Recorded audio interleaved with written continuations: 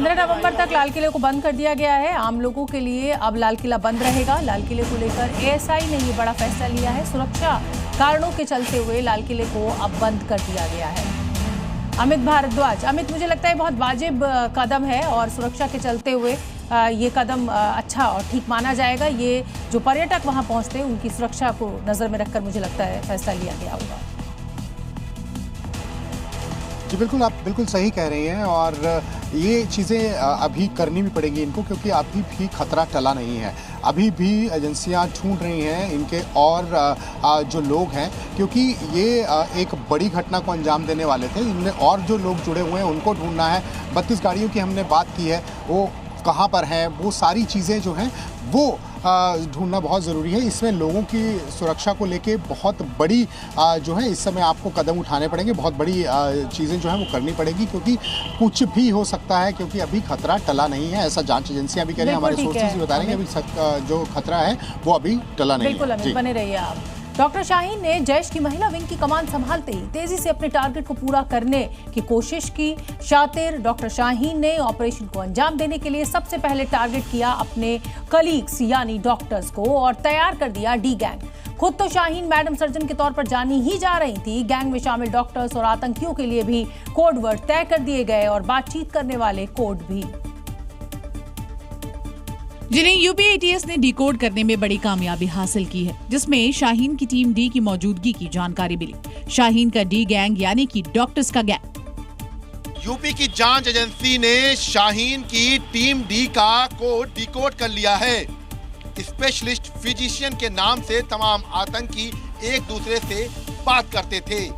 भारत में जमात उल मोमिनात को लीड कर रही शाहीन ने doctor Umar, doctor Adil, doctor Muzammil, doctor Moinuddin, doctor Parvez समेत कई प्रोफेशनल्स को अपनी टीम से जोड़ लिया था।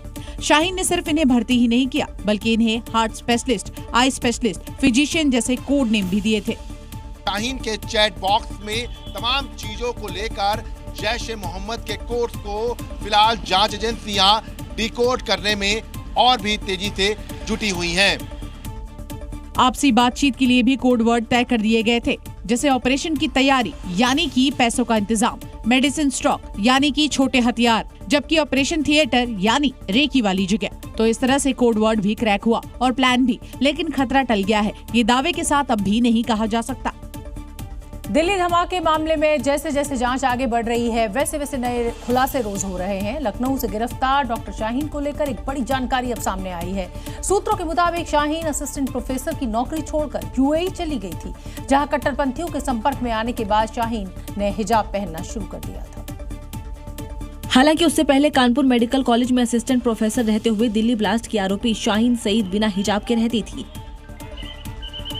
लेकिन कट्टरपंथियों के संपर्क में आने के बाद शाहीन सईद ने हिजाब धारण कर लिया था। कभी बुर्का नहीं पहना मेरे सामने, कभी नहीं ना।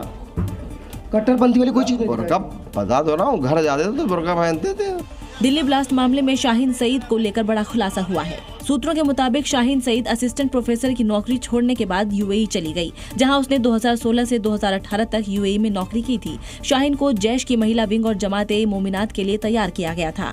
नौकरी के दौरान ही शाहीन यूएई से पाकिस्तान भी गई थी। 2009 में शाहीन सईद कट्टरपंथियों के संपर्क में आ गई थी, जिसके बाद उसने बुर्का पहनना शुरू कर दिया था। इसके बाद आतंकी साजिश में शामिल हो गई। शाहीन का यूएई और पाकिस्तान कनेक्शन का पर्दाफाश उसके पासपोर्ट में ट्रैवल हिस्ट्री से हुआ है।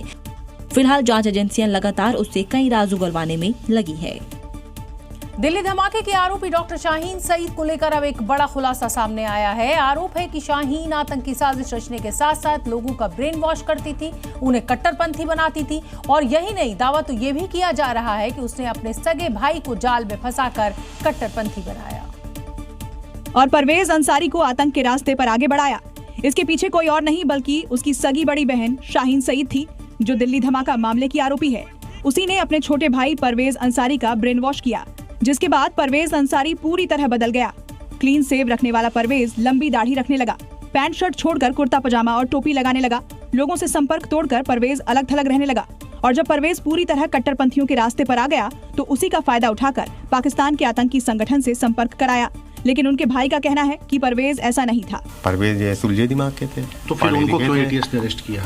अब भाई वो हो सकता है किसी वजह से जो है उनका नाम जो है मतलब कहीं शो हुआ होगा, तो उन्होंने उनको भी अरेस्ट कर लिया। वो भी इस तरह की गतिविधियों में शामिल कभी आपको लगे कि है हो सकता है? नहीं, बिल्कुल। दिल्ली ब्लास्ट के अगले दिन यानी 11 नवंबर को जम्मू कश्मीर पुलिस और एटीएस ने लखनऊ से गिरफ्तार किया था, जिसका शाहीन के साथ उसका भी दिल्ली ब्लास्ट से तार जुड़े हुए हैं। टेरर एक्टिविटी में फरीदाबाद की अल-फलाह यूनिवर्सिटी का नाम सामने आने के बाद अब उसकी मुश्किलें बढ़ती जा रही हैं, क्योंकि दिल्ली धमाके के जितने किरदार अब तक सामने आए हैं उनका कोई ना कोई लिंक इस यूनिवर्सिटी से जरूर निकल रहा है, और इसीलिए NAAC ने विश्वविद्यालय को कारण बताओ नोटिस जारी कर दिया है। ये नोटिस यूनिवर्सिटी की मान्यता के संबंध में दिया गया है। अल-फलाह यूनिवर्सिटी पर अपनी वेबसाइट पर गलत जानकारी मुहैया कराकर छात्रों को गुमराह करने का आरोप लगा है। नैक ने नोटिस में साफ साफ कहा है कि अल-फलाह यूनिवर्सिटी नैक से मान्यता प्राप्त नहीं है और न ही उसने साइकिल 1 के लिए आवेदन किया है। इसके बावजूद अपनी वेबसाइट पर यूनिवर्सिटी ये दावा करती है कि उसकी 3 संस्थाओं को नैक ने ग्रेड A दिया है। जैसे ही यूनिवर्सिटी को नोटिस मिला है, उसने अपनी वेबसाइट बंद कर दी है। वहीं प्रबंधन ने कहा है कि वो जाँच में सहयोग कर रहे हैं।